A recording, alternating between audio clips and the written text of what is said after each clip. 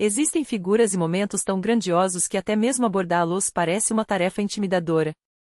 Hoje, finalmente, vamos mergulhar em uma dessas histórias que marcaram época, a trajetória de Victor Tsoi e da banda Kino. Não é a primeira vez que tocamos nesse assunto, já dedicamos um número especial a ele durante a pandemia, uma edição que fez tanto sucesso que até hoje pode ser encontrada em sebos ou plataformas digitais.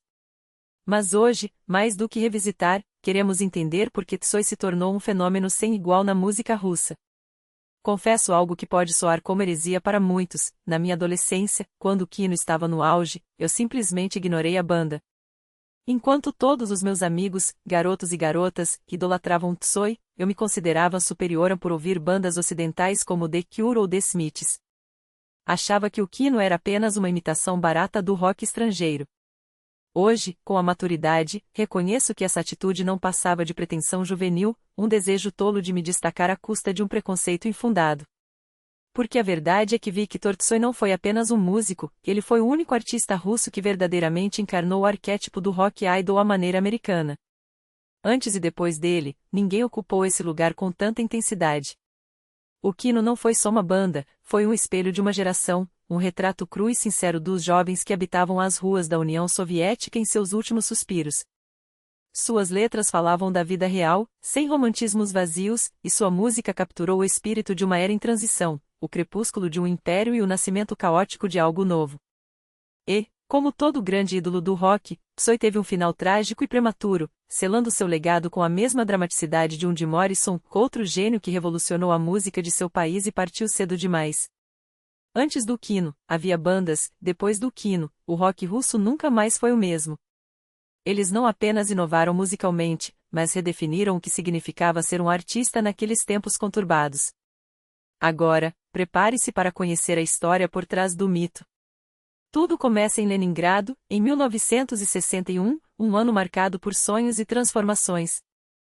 A União Soviética vivia a euforia da corrida espacial, com Gagarin conquistando o cosmos, enquanto poetas como Evgeny Evtushenko e Bela Ahmadulina iluminavam a cena literária. O cinema florescia, com comédias de Leonid Gaidai arrancando risadas do público, e o país respirava um otimismo que parecia não ter limites.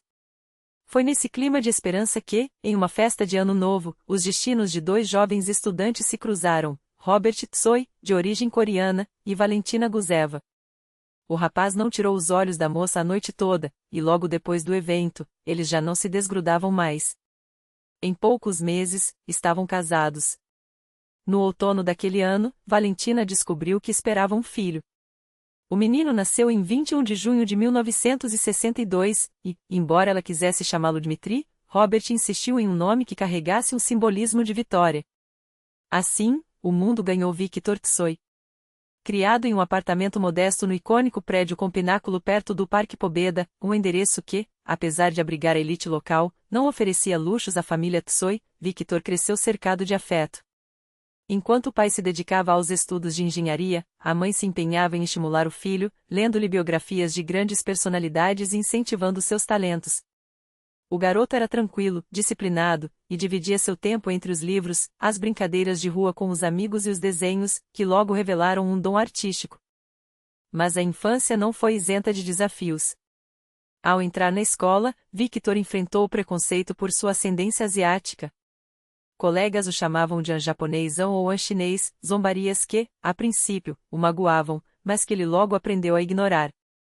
Nos primeiros anos, era um aluno exemplar, com notas altas, até que, aos 11 anos, sua mãe notou seu talento para as artes e o matriculou em uma escola de desenho.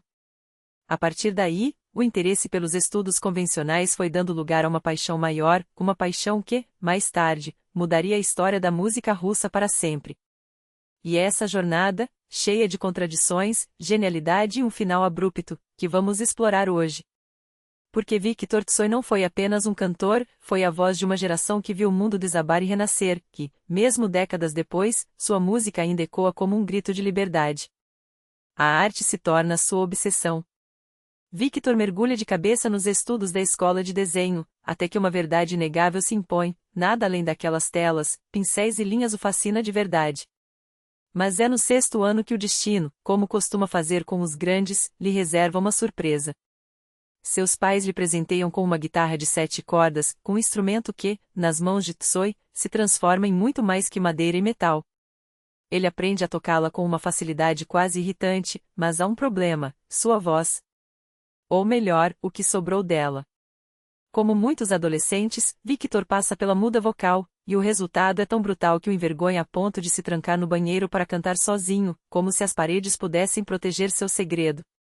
Em um momento de vulnerabilidade, confessa à mãe: não gosto da minha voz. Uma declaração que, anos depois, soaria como ironia cruel, que afinal, seria exatamente aquela voz, áspera e cheia de verdade, que conquistaria milhões. Mas por enquanto, o medo de cantar persiste, teimoso como uma sombra. Enquanto isso, as ruas de Leningrado se tornam seu verdadeiro sala de aula.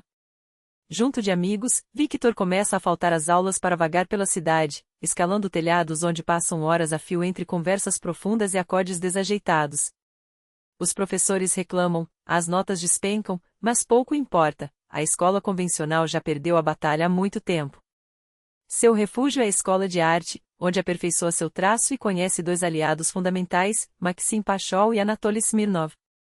Os 3 compartilham algo além do talento para o desenho, uma paixão doentia por música. Juntos, eles caçam discos raros, devoram cada nota e, em um impulso de juventude, fundam sua primeira banda, Enfermaria número 6.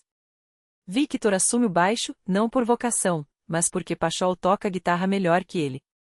Ainda não escreve letras nem compõe, mas seu olho clínico para arranjos já chama atenção. Ele tinha gosto, lembrariam mais tarde seus companheiros. O grupo se apresenta em festas de formatura e kvartilniki, aqueles shows íntimos em apartamentos, onde a música era livre e o sistema, ausente, mas o sucesso não vem.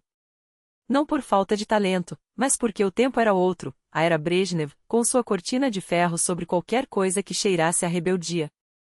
O rock, com seus acordes distorcidos e letras afiadas, era um vírus no organismo soviético que Victor, sem saber, já estava infectado.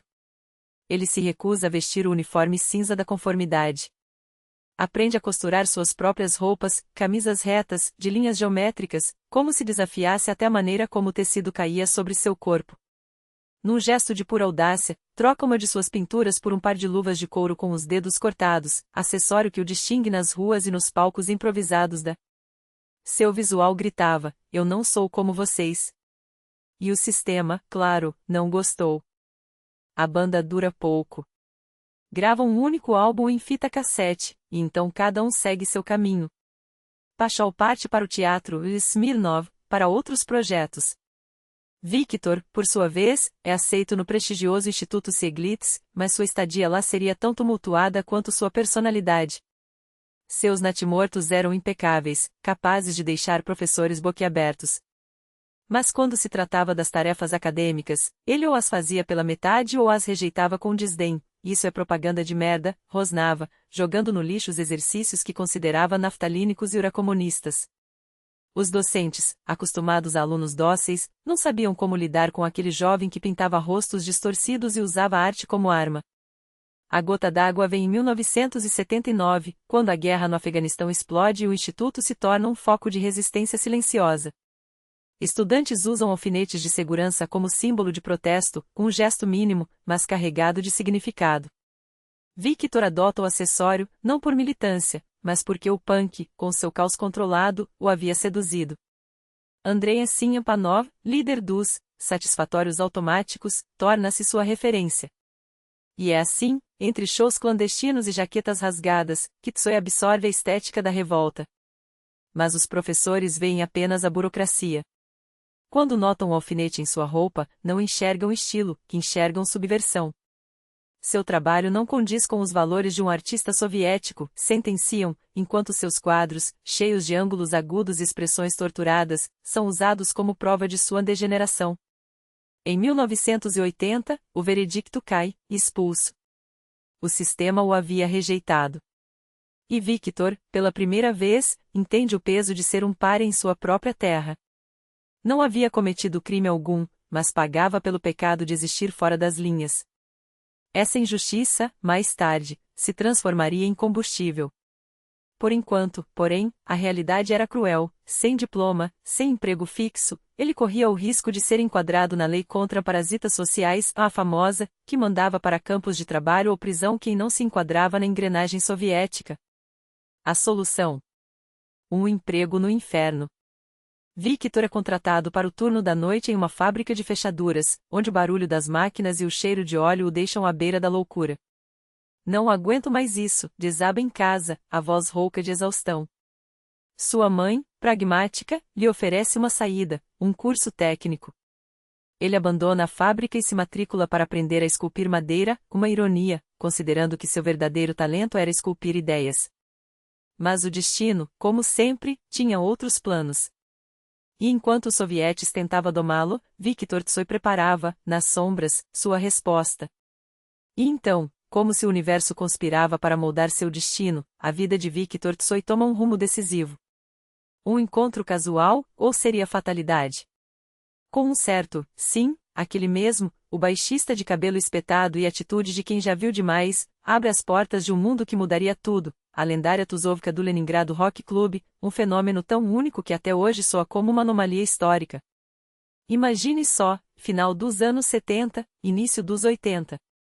Uma geração soviética que, apesar das antenas parabólicas proibidas e das fitas cassete contrabandeadas, sabia quem eram os Rolling Stones, os Beatles, Bowie, Morrison. Sabia que sonhava em tocar como eles. Mas no império onde o rock era considerado a decadência burguesa, qualquer acorde dissonante era sufocado antes mesmo de ecoar.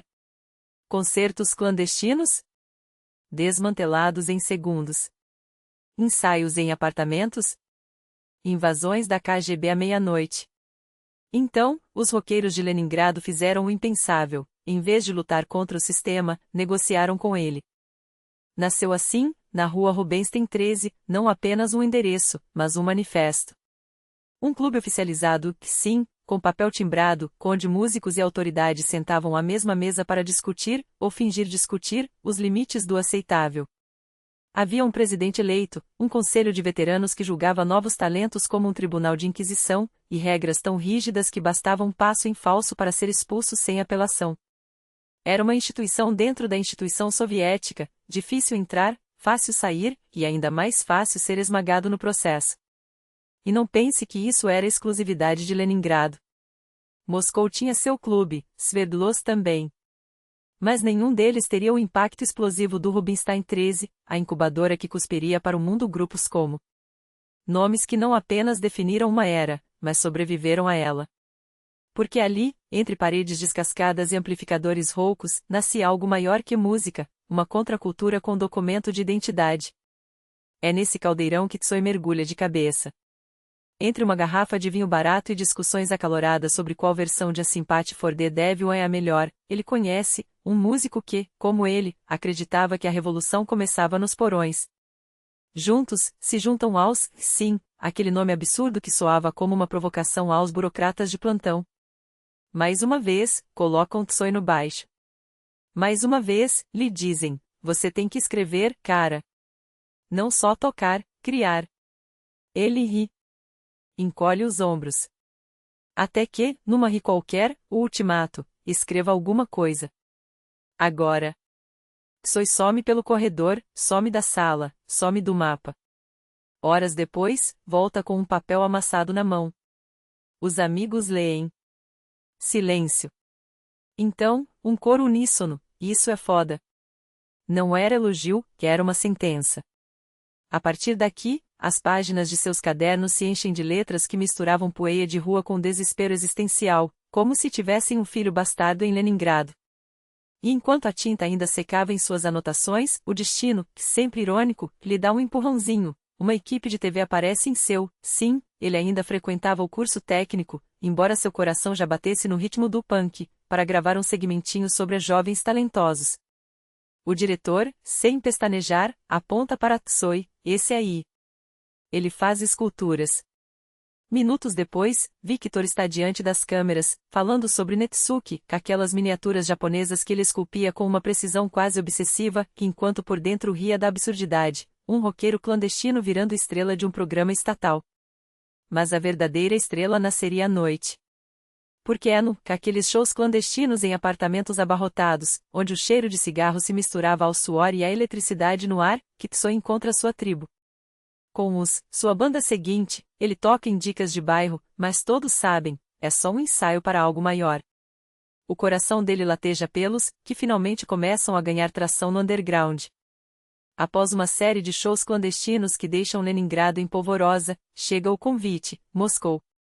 O problema? Ninguém tem dinheiro nem para um bilhete de trem decente. Solução? Aquele trem suburbano lotado, onde os músicos viajam apertados entre trabalhadores e soldados, com guitarras embrulhadas em cobertores para não chamar atenção. É nessa viagem que Tsoy escreve um hino geracional que, quando estreia no aniversário de o produtor que viria a ser seu aliado, se torna instantaneamente a canção de Victor. Aos 20 anos, ele já não é mais um garoto com uma guitarra, é uma voz. Uma voz que, ironicamente, durante o dia é enviada para restaurar móveis no Palácio de Catarina, em Pushkin, sim, aquele palácio imperial, onde ele passa horas lixando madeira enquanto sonha com acordes distorcidos. A imagem é quase cômica, o roqueiro de jaqueta de couro e olheiras fundas, de dia um artesão entre dourados barrocos, de noite um demônio nos palcos clandestinos. Mas até isso dura pouco. O trajeto diário entre Pushkin e Leningrado o esgota. Não dá para rir assim, reclama. Não dá para viver assim. E, num ato de rebeldia silenciosa, abandona o palácio. Fica sem emprego, sem renda, sem desculpas. Só com uma guitarra, uma pilha de cadernos e a certeza de que, se não fosse agora, nunca seria. 2 eventos, então, colidem em sua vida como meteoros. O primeiro, uma mulher. Num daquele onde o vodka corria mais que as ideias, seus olhos se fixam nela, cabelos longos, riso fácil, e um detalhe que o deixa obcecado, ela trabalhava no circo de Leningrado. Sim, circo. Porque o universo adora ironias. Tsoy, normalmente reservado, se surpreende ao sentir o peito apertar. Pergunta aos amigos sobre ela. Descobre seu nome. E, contra todos os seus instintos de lobo solitário, se aproxima. O que começa como um flerte tímido vira um romance que queimaria tão intenso quanto breve, mas suficiente para inspirar vers que ele ainda nem sabia que carregava dentro de si. O segundo evento? Um encontro que mudaria tudo. Aquele mesmo baixista que o levou ao rock club, o apresenta, líder do e uma lenda viva do underground. Não é só um músico, é um filósofo do rock, um cara que bebia uísque com e citava Rogues entre uma canção e outra. Quando ouve as músicas de Tsoy, não elogia, disseca. Aqui, esse verso está fraco. Esse riff, repita 3 vezes. E essa letra? Reescreva. Victor, pela primeira vez, encontra alguém que não só acredita nele, mas exige mais. E então, numa noite qualquer, entre tragadas de copos de chá preto, Tsoy solta, quero ser frontman. Quero uma banda minha. Não ri. Não duvida. Apenas acena. Então faça. Em 1981, Tsoy deixam-os para trás. Nasce-o, com um nome tão absurdo quanto genial, tirado de um romance de ciência-ficção soviético. Os shows nos lotam. A fama no underground cresce. Até que, a guerra os alcança. O baterista é convocado para o exército. Sem ele, a banda desmorona. Mas Tsoy já não é mais o mesmo. Agora, ele tem uma missão. E um nome que ecoaria além das paredes do Rubinstein 13. O fim dos não foi o fim da música para Tsoy. Pelo contrário, foi o início de algo maior. Sob o conselho de Mike Naumenko, aquele mesmo visionário que já pressentia o potencial de Tsoy, os dois começam a buscar um novo nome. Palavras são jogadas no ar como dados em um jogo de azar. Não. Demasiado agressivo para a calma perturbadora de Tsoy, para aquele olhar que parecia ver além das paredes do Leningrado cinzento. Até que, num lampejo de genialidade cotidiana, surge a palavra perfeita. Não uma metáfora.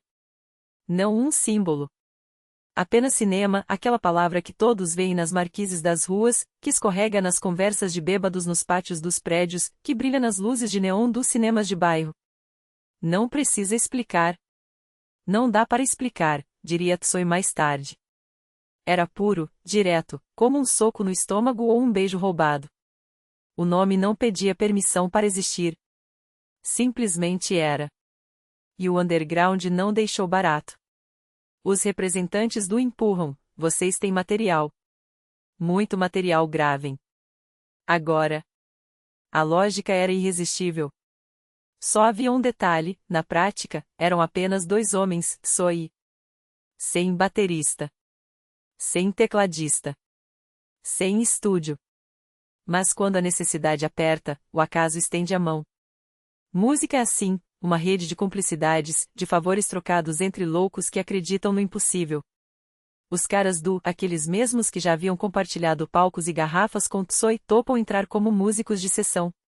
Quanto ao estúdio, bem, a solução vem de onde menos se espera. Andrei Tropilo, o homem que transformou o porão do Dom Pionerov num laboratório clandestino de som.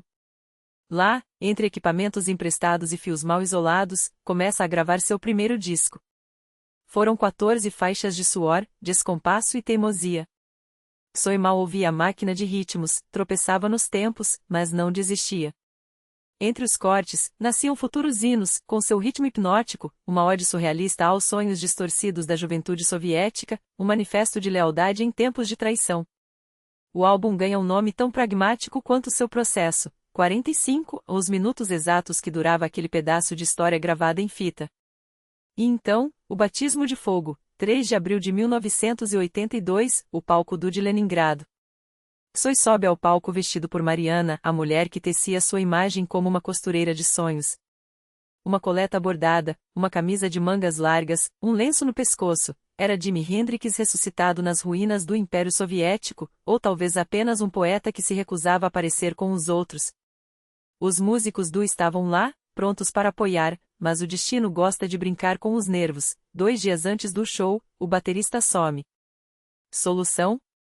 Gravar a máquina de ritmos em fita e tocar por cima, como um fantasma mecânico ditando o tempo. Quando começa a tocar, o público primeiro sibilou. O visual de Tsoy era demais, muito estilo, muito ousado para uma plateia acostumada ao dissurrado e às camisetas rasgadas. Mas então as primeiras notas já caem como uma lâmina, e o silvo se transforma em êxtase. Eles tocavam sem parar, porque a fita não parava, apenas 7 segundos entre uma música e outra, um fôlego roubado entre um acorde e outro. O suor escorria, as cordas queimavam, e quando o último acorde morreu no ar, o público já era deles. Os críticos, é claro, torceram o nariz.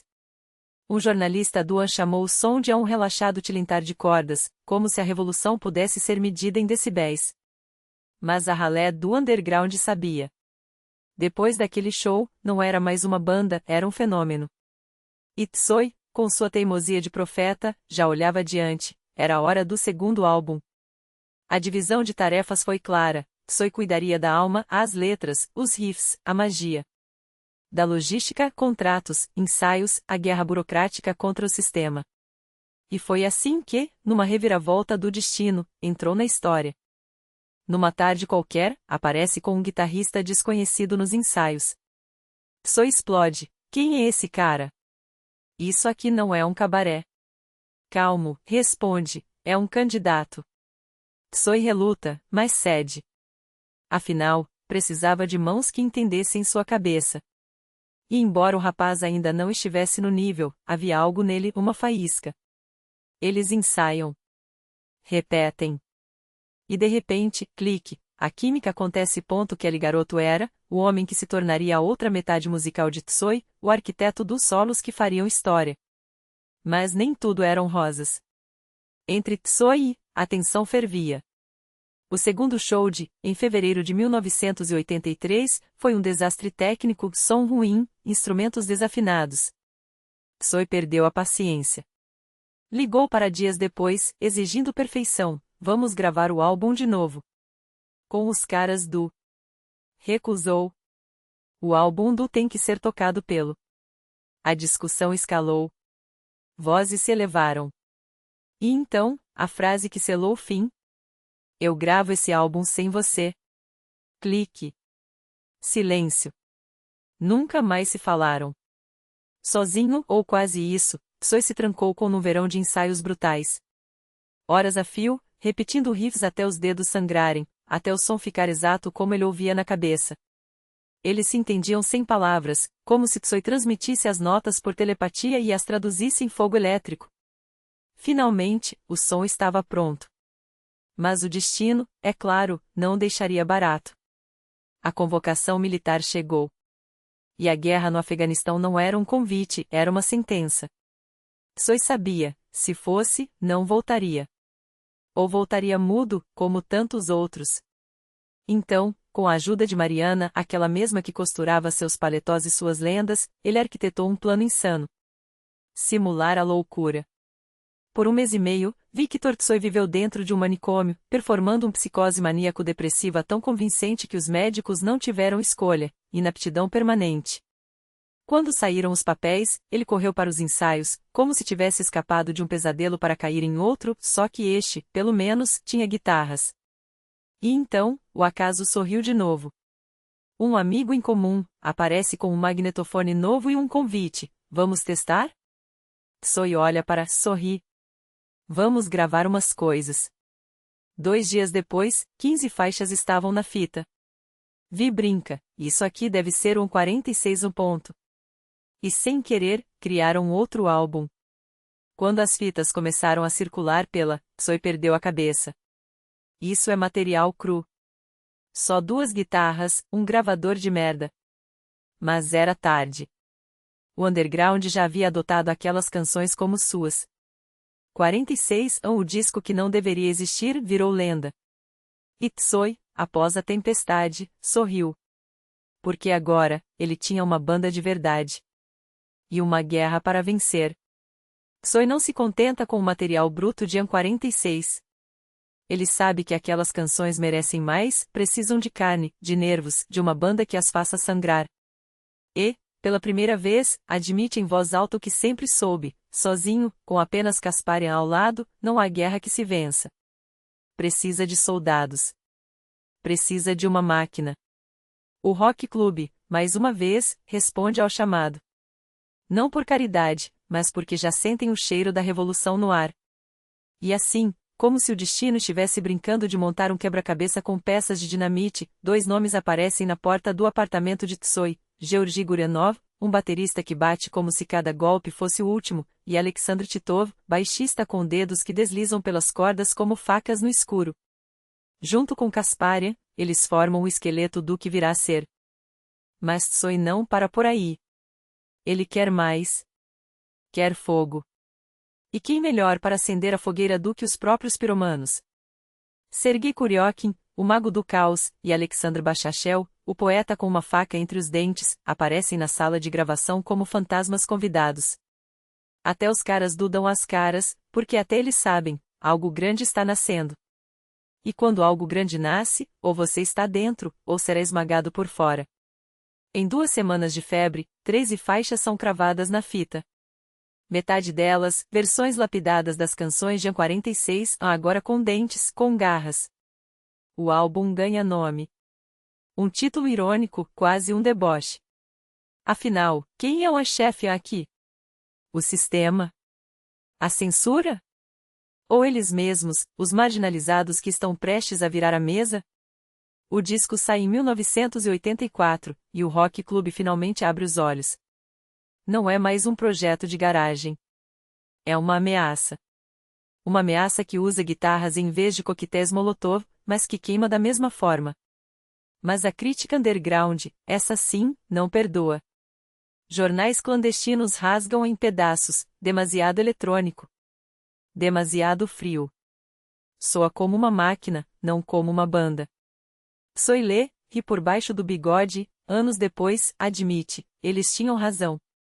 Podia ser mais forte. Podia ser mais cruel. Mas na hora, não havia tempo para a perfeição. Havia apenas a urgência de existir. E então, 1984 explode de vez. Primeiro, o casamento. Tsoi se casa com Mariana, sua musa, sua cúmplice. A cerimônia? Uma batalha campal em um apartamento minúsculo, com 100 corpos espremidos como sardinas, álcool derramado no chão e uma briga que quase termina em facadas. Típico. Típico de quem vive no limite, de quem sabe que a felicidade e o caos são dois lados da mesma moeda. Segundo, o próximo álbum. As gravações começam no estúdio de Andrei Tropilo, escondido dentro de uma casa dos pioneiros, sim, aquele lugar onde crianças deveriam aprender sobre Lenin e a glória do socialismo. Só que agora, entre as paredes descascadas, soam guitarras distorcidas e letras que falam de noites sem fim, de heróis que não voltam, de um país que apodrece por dentro. Mas o KGB não é bobo. Agentes aparecem sem aviso, revistam equipamentos, fazem perguntas com sorrisos que não chegam aos olhos. Cada sessão de gravação vira um jogo de gato e rato. A fita roda por 20 minutos, para. Alguém bate na porta. Silêncio.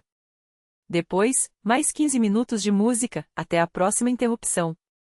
Está sendo gravado a facadas, entre sustos e cigarros fumados até o filtro. Até que Tsoi desiste de esperar. Se o sistema não quer que eles terminem o álbum, que seja. Ele lança um EP de guerra, gravado em 2 semanas na casa de Alexei Vishnia. 6 faixas brutas, sem firulas. Um tapa na cara da burocracia. Não é amor? Claro que não. É ódio. É fome. É tudo que vocês não querem que a gente sinta. Mas a não será abandonado. Não dessa vez. Enquanto a banda se debate com as gravações clandestinas, o Rock Club organiza seu festival.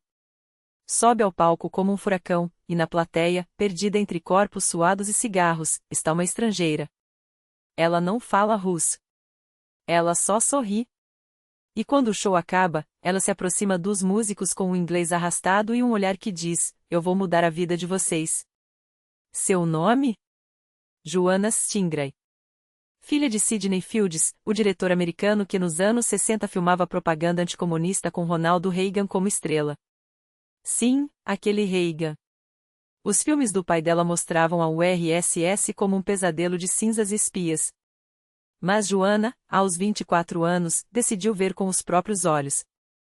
Chegou a Leningrado esperando agentes do KGB em cada esquina, rostos feios, ruas cinzentas. Em vez disso, encontrou poetas bêbados, guitarristas geniais e uma cena underground que fazia Nova York parecer uma cidade de aposentados. E agora, aqui está ela, de frente para Tsoi, com uma câmera pendurada no pescoço e um plano na cabeça: levar o rock soviético para a América. Continua. A Kamchatka não era só um endereço, era um portal. O porão úmido e mal iluminado, que o sistema havia condenado ao esquecimento, tornou-se o epicentro de uma revolução silenciosa. Lá, entre paredes descascadas e fios elétricos precários, só encontrava mais do que um espaço para ensaios, encontrava um exército. Poetas marginalizados, guitarristas com dedos calosos de tanto rasgar cordas baratas, artistas que pintavam o futuro com spray em muros proibidos, todos eles se aglomeravam ali, como se soubessem que aquele era o último refúgio antes do colapso ou da glória. E foi nesse caldeirão de fumaça, vodka e ideais que o underground de Leningrado começou a ferver tão alto que até o cinema notou o cheiro.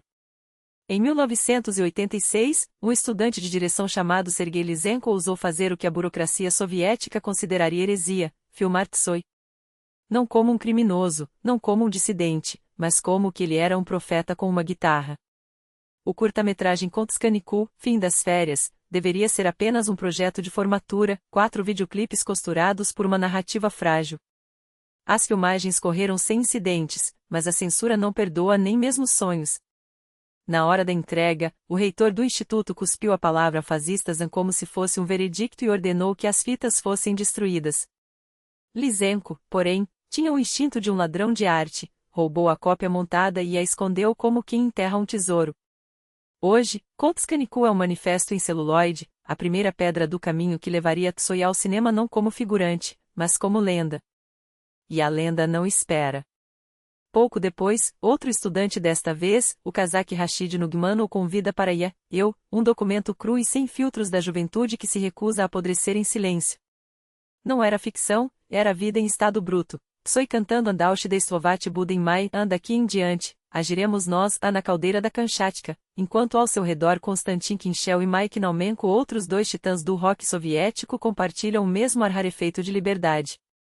O filme ganhou o prêmio da Federação Internacional de Críticos de Cinema em 1987, mas o verdadeiro troféu foi outro. O cinema havia descoberto que Tsoi não era apenas um músico. Era um ator natural, um imã de câmeras, um homem capaz de transformar até um porão fedido em palco de história. Foi então que o destino decidiu acelerar.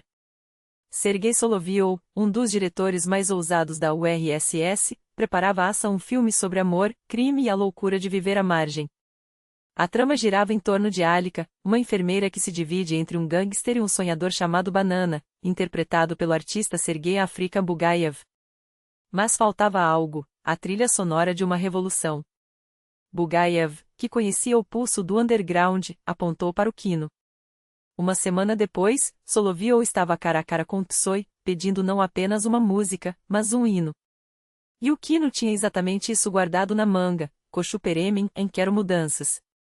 Cigarros nas mãos, chá na mesa, mudanças exigem nossos corações, mudanças exigem nossos olhos, em nosso riso e em nossas lágrimas, em nossas veias pulsantes, mudanças esperamos, mudanças. Soloviev ouviu os primeiros acordes e soube, aquilo não era uma canção. Era uma bomba relógio. Fechou o acordo na hora, com uma condição draconiana: ninguém, em hipótese alguma, poderia tocar Ancochuperemin até a estreia do filme. Tsoi aceitou. Apostou tudo em Assa, sem saber que estava assinando um pacto com o futuro. Foi durante as filmagens que ele conheceu Natalia Razlogova, assistente de Soloviev. Uma mulher de outro mundo eletrificada, inalcançável, daquelas que fazem o peito doer só de olhar. Tsoi, o homem que desafiava o KGB com letras, virou um adolescente trapalhão, ligava só para ouvir sua voz, inventava desculpas para passar por seu escritório, escrevia cartas que nunca enviava. Não importava que ela fosse de Moscou e ele de Leningrado, que ela respirasse arte erudita e ele, às ruas. Entre eles, a química era tão óbvia quanto perigosa. Mas isso era problema para depois. Naquele momento, havia um concerto para ser filmado e um milagre para ser orquestrado. Maio de 1987. Soloviev queria gravar o Kino no Teatro Verde, no Parque Gorky, mas havia um detalhe assustador: a capacidade era para 6.000 pessoas, e ninguém sabia de onde elas viriam. Tsoi riu. Deixe comigo, disse. Pegou o telefone e acionou a rede invisível que mantinha o underground vivo. Amigos ligaram para amigos, que ligaram para estranhos, que espalharam a notícia como um vírus. Concerto grátis. Kino. Parque Gorky. Estejam lá. Em 48 horas, Moscou inteira soube. No dia marcado, o parque virou um mar humano.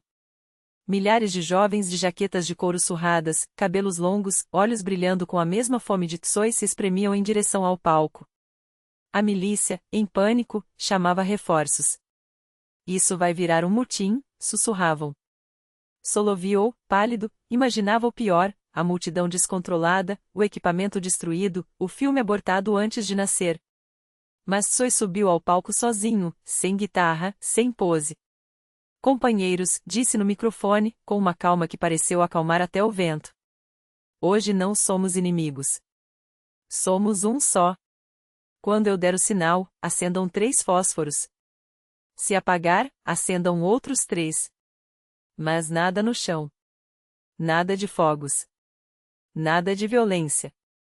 Uma pausa. Confiem em mim. 15 minutos depois, quando o Kino começou a tocar, 6.000 mãos trêmulas acenderam chamas no escuro. Não houve um único grito fora de hora. Não houve um único empurrão. Era como se Tsoi tivesse hipnotizado uma geração inteira, transformando o caos em coro, raiva em ritual. Os policiais, parados à distância, entenderam naquele instante: algo havia mudado para sempre. E não era só a música. Era o país. Assa estreou nos cinemas como um raio. Sem internet, sem redes sociais, Kochuperemin se espalhou como um incêndio em campo seco. Na segunda-feira após o primeiro final de semana de exibição, a canção já tocava em cada rádio pirata, em cada fita cassete trocada nas mãos de desconhecidos. A URSS, que havia passado décadas sufocando vozes, foi obrigada a ouvir a sua própria juventude gritar: nós queremos mudanças. E o mais irônico: o regime que tentará apagar Tsoi foi o mesmo que, sem querer, o transformou em mito. Porque quando um sistema proíbe a luz, até as sombras se tornam faróis. Em Moscou e Leningrado, porém, Assa não foi apenas um sucesso, foi um terremoto cultural. Os personagens do filme, antes desconhecidos, viraram ídolos da noite para o dia. E embora não tenha sido Assa que transformou Tsoi em uma superestrela, ele já estava em caminho para isso, o cinema lhe deu algo ainda mais poderoso, imortalidade visual. Porque nos sovietes da era pré-internet, ser músico era uma coisa e ser músico e ator, isso era entrar para a elite dos eleitos. Os fãs não só ouviram Tsoi, eles o viram, o sentiram na tela, e depois voltavam para ver de novo. E de novo. Até que o artista se tornou mais do que um nome, tornou-se um monumento vivo. A barragem ruíra.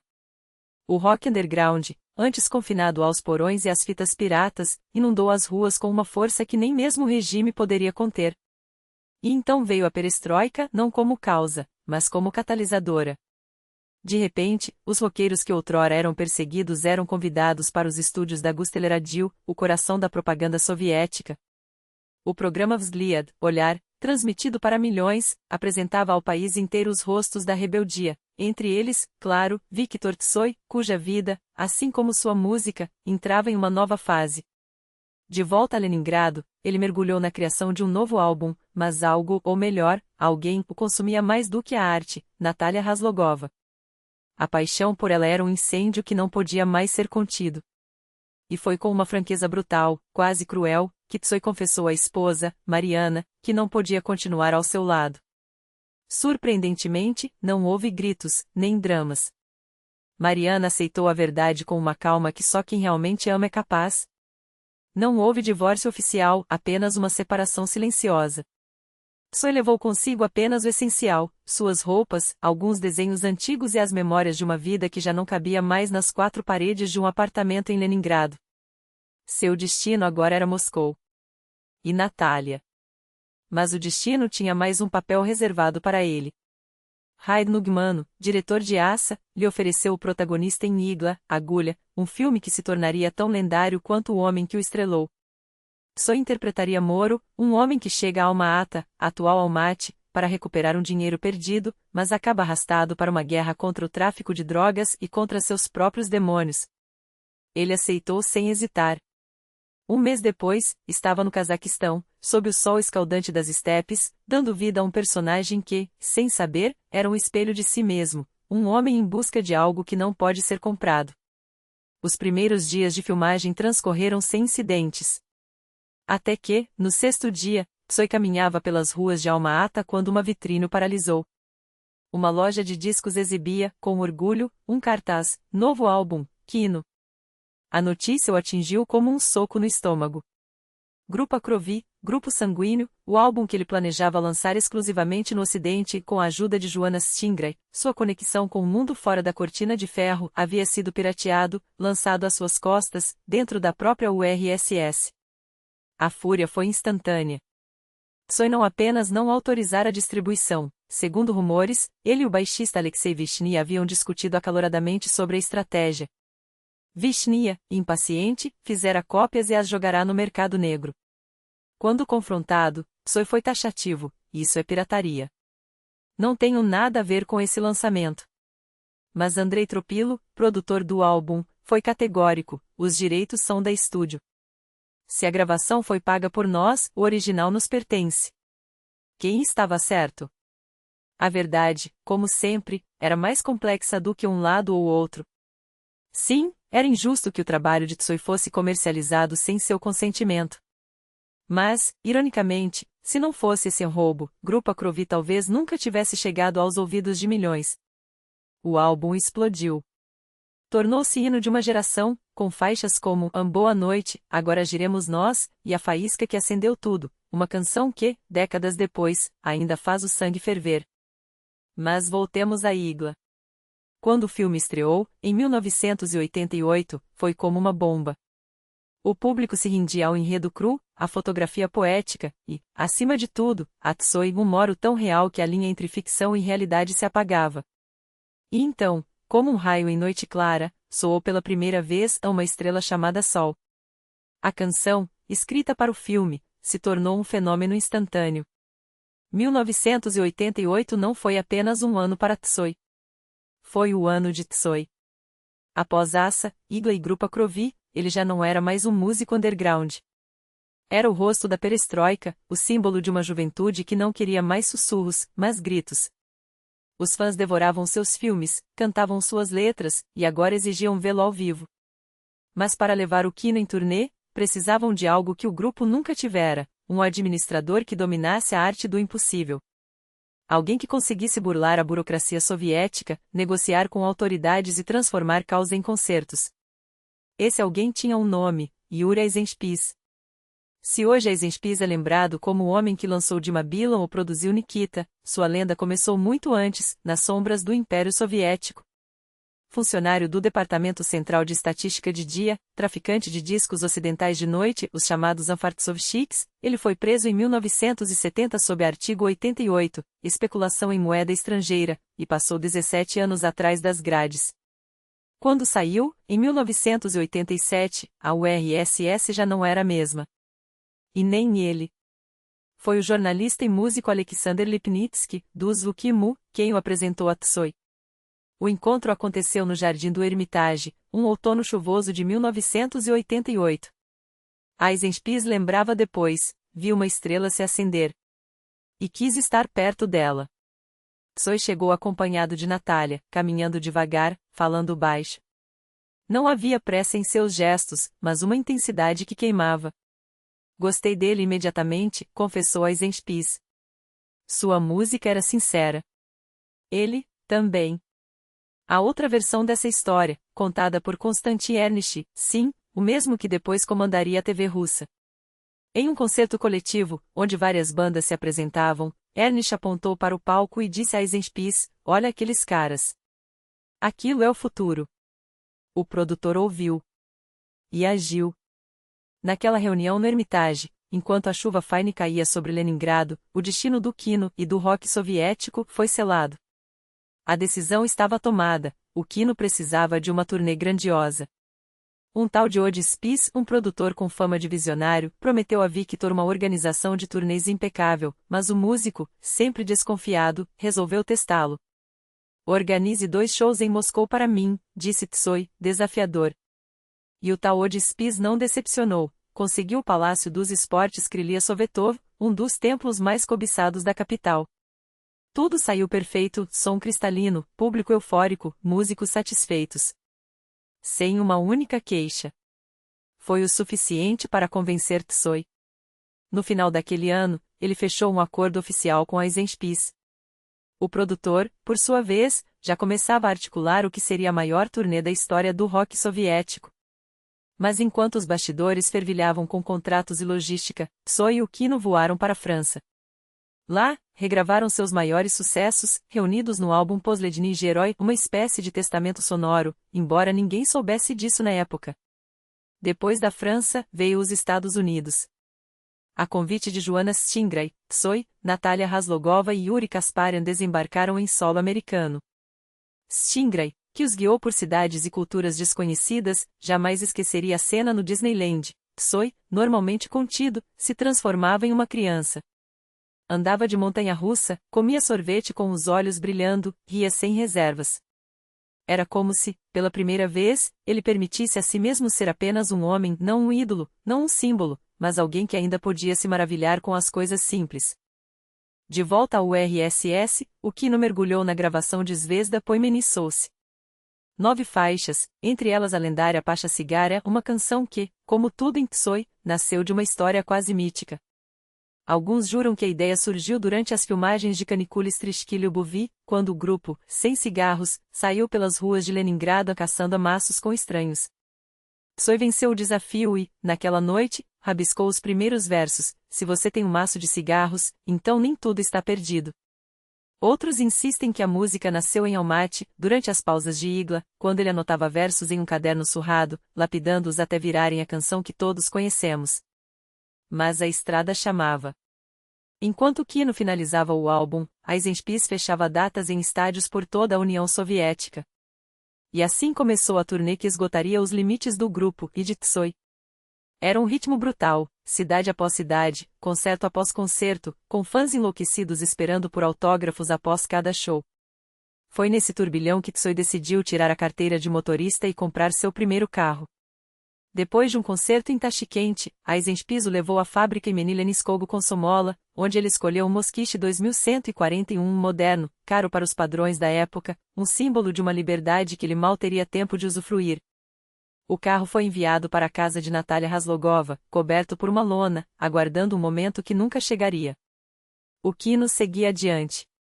E, entre uma apresentação e outra, Tsuyu ainda encontrou tempo para o Japão. Acompanhado por Joanna Stingray, ele se perdeu nas ruas de Tóquio, fascinado pela filosofia oriental, pelos templos, pela disciplina silenciosa daqueles que, como ele, viviam entre o caos e a ordem. O país o hipnotizou tanto que ele chegou a sonhar com uma turnê pelo Oriente.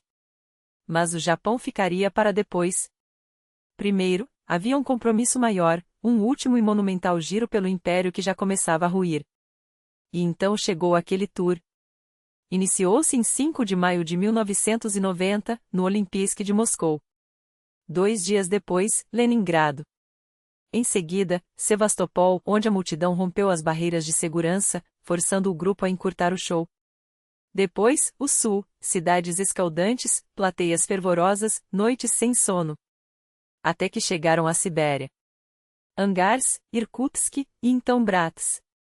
O primeiro concerto transcorreu sem incidentes. Mas o segundo foi cancelado às vésperas. Poucos ingressos vendidos, justificou Eisenspies. Os músicos, exaustos, foram mandados para o hotel. Só que os fãs, furiosos, o seguiram. A situação estava prestes a explodir quando um chefe da polícia local interveio: "Se vocês não fizerem algo, não poderei garantir a segurança de ninguém." O produtor, finalmente, cedeu. À meia-noite, o Kino subiu ao palco para um concerto improvisado, apenas para acalmar a fúria daqueles que haviam viajado quilômetros só para vê-los. De Bratsk, seguiram para Donetsk, Rostov, Stakhanov. A turnê era uma máquina de moer corpos e almas. Quando chegaram ao concerto final, em Luzhniki, todos estavam no limite. Mas antes do grande dia, Tsuyu conseguiu um respiro. Voltou a Leningrado, tirou a carteira de motorista e, de volta a Moscou, finalmente revelou seu Moskvich, o carro que comprara meses antes e que agora, livre da lona, brilhava sob o sol de junho como uma promessa de um futuro que nunca viria. E então chegou 24 de junho de 1990. 40 minutos antes do show, uma Chornaia Chaika, a van preta que transportava o Kino, avançava lentamente pela multidão que tomava as ruas ao redor de Luzhniki. Quando parou, a porta se abriu. E lá estava ele, Viktor Tsuyu, de preto, com a guitarra pendurada no ombro. Um grito rasgou o ar. O estádio inteiro tremeu. Nos bastidores, ele verificou os últimos detalhes. Ajustou as cordas da guitarra, trocou um olhar com Kasparya, respirou fundo. Quando o locutor anunciou o início do show, o mundo parou. A chama olímpica, a mesma que ardera em 1980, acendeu-se mais uma vez na taça de Luzhniki. Desta vez, seria a última. No telão gigante, uma palavra iluminou a noite: Kino. E então eles apareceram. O ataque foi implacável. Zvezda Poimeni Soucia explodiu nas caixas de som, seguida por Ampasha Cigara, Grupa Krovi. A multidão delirava. 70.000 vozes cantavam junto, braços erguidos, flores atiradas ao palco. A energia era tão densa que parecia possível tocá-la. Até que chegou a hora da última música. Um silêncio. O rufar dos tambores de Gurianov. E então, como um raio, Tsuyu e Kasparya arrebentaram com Amperemen. 70.000 pessoas perderam a voz de tanto gritar. O estádio inteiro pulava, chorava, cantava como se fosse o fim do mundo. Porque, de certa forma, era. Quando as últimas notas se dissiparam, Tsuyu aproximou-se do microfone. Com sua calma habitual, agradeceu ao público. E então, quase como um presságio, anunciou: "Este verão, vamos gravar um novo álbum." A multidão rugiu. Ninguém sabia que aquelas seriam suas últimas palavras em um palco. E que, dali a poucas semanas, o mundo inteiro mudaria para sempre. O verão de 1990 deveria ter sido o verão das realizações para Viktor Tsuyu. Além do novo álbum, ele tinha planos que queimavam em sua mente com a urgência de quem sabe que o tempo não espera. Terminar o divórcio com Mariana, finalmente oficializar o casamento com Natália Razlogova, a mulher que, mais do que ninguém, entendia sua alma inquieta. E havia também o sonho pequeno, quase doméstico, mas que para ele significava liberdade: comprar um apartamento em Moscou, um refúgio onde pudesse compor sem pressões, onde a música nascesse sem os olhares alheios. Para organizar tudo isso, ele e Natália embarcaram em uma viagem de fuga. Não para escapar, mas para respirar. No volante de seu Mosquiche, cortaram as estradas até um recanto tranquilo na Letônia, longe do caos das cidades. Lá, entre pinheiros e lagos, eles colhiam cogumelos ao amanhecer, jogavam badminton até o sol queimar a pele, e passavam horas à beira d'água, com as linhas de pesca estendidas como fios de uma vida que, por um instante, parecia simples. Era o tipo de paz que Tsoi raramente permitia a si mesmo, um homem que vivia entre a adrenalina dos palcos e a melancolia das letras. Mas até aquele refúgio seria invadido pela música. Yuri Kasparian chegou com uma estúdio portátil, como um mago trazendo a magia onde menos se espera. E assim, entre paredes de madeira e o murmúrio do vento, eles começaram a gravar os esboços do que seria.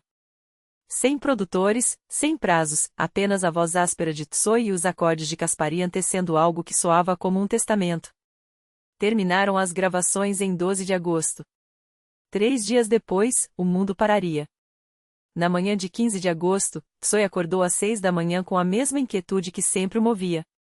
Não havia shows, não havia ensaios, apenas o chamado silencioso da água.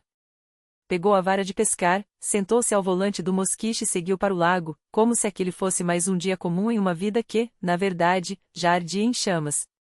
Passou horas ali, imóvel, enquanto o sol subia e a linha tensa da água refletia o céu. Às 11, decidiu voltar. Guardou as varas no porta-malas, girou a chave na ignição e saiu pela estrada R126, onde o destino, ou o acaso, ou talvez apenas o cansaço de um homem que nunca parava, já o esperava. A velocidade marcava 100 km por hora quando, a 30 metros de uma curva cega, o Mosquiche desviou abruptamente para a esquerda, como se guiado por uma mão invisível. O motorista do ônibus Ian 93, Janis Fibex, não teve tempo de frear. O impacto foi a 70 km por hora, metal contra metal, vidro estilhaçado, o corpo de Tsoi jogado contra o teto do carro como um boneco de pano. O Mosquiche foi arremessado a 22 metros, o ônibus, com sua massa monstruosa, capotou numa valeta rasa. Fibex, atordoado, arrastou-se para fora da cabine e correu até os restos do carro. Não havia carro. Havia um amontoado de ferro retorcido, e dentro dele, entre a lataria e o painel, algo que já não se parecia com um homem. Ele correu até a primeira casa que viu, os dedos trêmulos discando o número da milícia. Acidente. Um homem, não tem mais jeito. 10 minutos depois, os médicos chegaram ao quilômetros 35 e não precisaram de mais do que um olhar para declarar o óbvio. Só horas depois, quando checaram a placa do Mosquiche, o mundo soube que não era um homem qualquer. Era Victor Tsoi. E então, como um raio cortando a quietude de uma tarde de verão, a notícia se espalhou. Eu estava num trolleybus, no trajeto entre o cais fluvial e o aeroporto de Moscou, quando um rapaz entrou e soltou, sem cerimônia, para um conhecido: ouviu? O Tsoi morreu. O silêncio que se seguiu não foi de surpresa, mas de um entendimento coletivo e imediato: algo havia se partido. Alguém murmurou o que, depois como, e então o ar ficou pesado, como se o trolleybus tivesse sido selado de repente. Não me lembro de ter descido na minha parada. Não me lembro de nada além daquele vazio que se abateu sobre nós, com uma geração que, sem saber, havia perdido sua voz. No dia seguinte, a notícia já era um luto nacional. A Rádio Maia quebrou o protocolo soviético com um anúncio seco, quase clínico: uma triste notícia chegou hoje da Letônia. O músico Victor Tsoi, líder da banda Kino, morreu em um acidente de carro. Nenhum herói da União, nenhum cosmonauta, apenas um roqueiro, e mesmo assim, pela primeira vez, o país chorava um deles como choraria um filho. Os exames confirmaram o que todos já suspeitavam: não havia álcool em seu sangue. Tsoi simplesmente adormeceu ao volante, como se o próprio corpo, exausto de tanto viver em velocidade máxima, tivesse decidido parar. E o mundo parou com ele. Em 19 de agosto, Leningrad se vestiu de preto. Os membros do Kino pediram que os fãs não fossem ao enterro, que deixassem a família se despedir em paz. Mas como conter um rio? 30.000 pessoas lotaram o cemitério Boguslovskoye, carregando flores, fotos, bandeiras com o símbolo da banda. Quando o caixão foi baixado, o cortejo não se dispersou.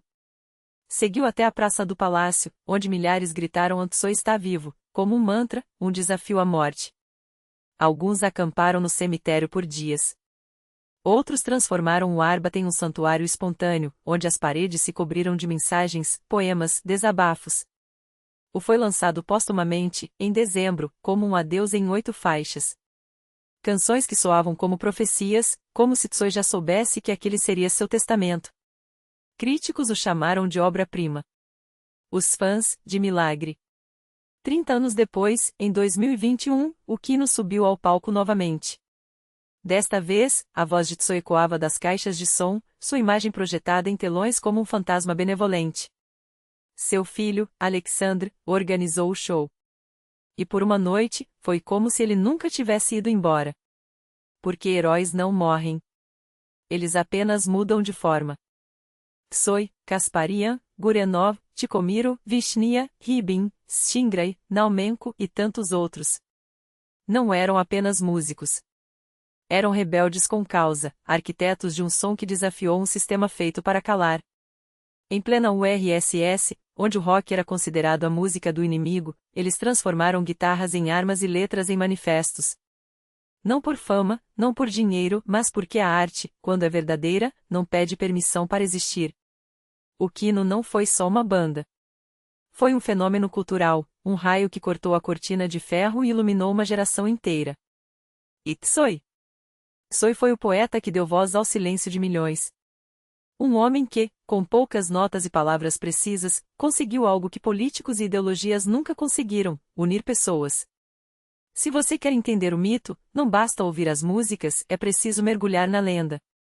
Comece pela biografia Tsoi, o último herói do mito moderno, de Vitaly Kalgin, um retrato cru e poético do homem por trás do ícone.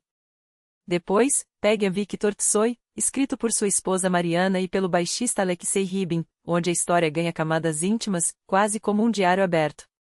No cinema, não há desculpa para não assistir a Elovaia Submarina, Viktor Tsoi. Crianças dos Minutos, de Alexander Lepnitsky, um documentário que desmonta o mito para mostrar o humano, com suas dúvidas, suas brigas e sua genialidade. E se você quer ver Tsoi vivo, mesmo que na tela, Tsoi. Kino, roteirizado por Natalia Razlogova, é uma viagem emocional pelos bastidores da banda. Mas não pare por aí.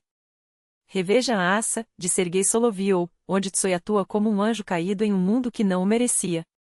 E a Agulha, de Rashid Nugmano, um filme cult que capturou a energia subterrânea da cena de Leningrado, com Tsoi no papel de Moro, um personagem tão misterioso quanto ele próprio. Porque a arte deles não é relíquia. É combustível.